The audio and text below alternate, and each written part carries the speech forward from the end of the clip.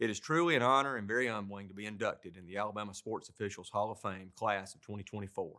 First, I must thank my family for their patience and love as I've officiated over the years.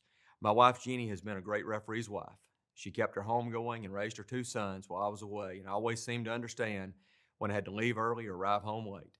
Jeannie, thank you for allowing me to pursue officiating and always supporting me. To my sons, Johnson and Hayes, thank you as well for allowing me to do this. They have grown up around refereeing as evidenced by whenever we're watching a game of any sport, they always want to know who the referees are and if the calls were right. Both of you are great sons, and I'm blessed to call you my own. I've had the opportunity to have some great mentors and friends over the years. I officiated my first game ever at Collinsville High School in November of 1989 with fellow inductee Pat Adkison. I appreciate his kindness to a first-time official. Fellow inductee Mike Murphy was my supervisor in the Gulf South Conference for many years. Mike always believed in me, and I appreciate his confidence. He assigned me to many Gulf South tournaments and 2 NCAA tournaments. Mike has been instrumental in my career.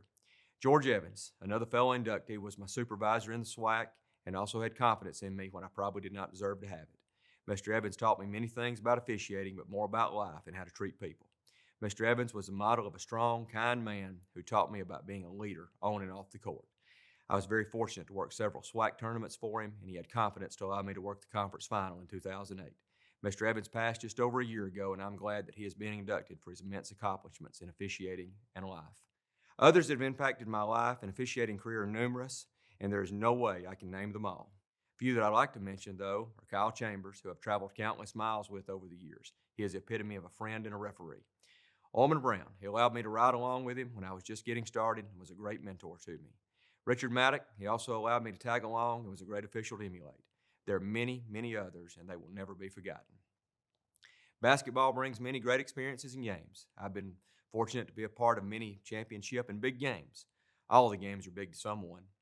One game that stands out was the 2017 AHSAA Northeast Regional 7A Final. Kyle Chambers and I were together. Pete Matthews Coliseum was packed, and the game was intense, as it probably would decide the state championship. It's back and forth with multiple lead changes, and each possession really mattered. We weren't perfect, but we were good. It would go down as one of my favorite games. Sometimes you have an embarrassing situation.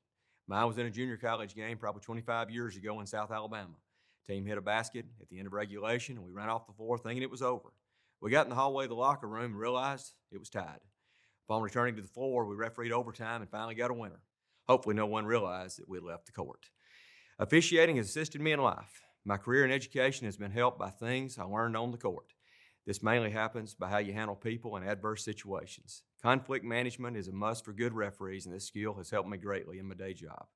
My hope is to give back to the game and help those that come behind me. Many people have helped me, and I want to help others in some way. It's simply an honor to be selected. There are many other worthy candidates, and it's humbling to be recognized like this by your peers. This honor is the pinnacle of my career.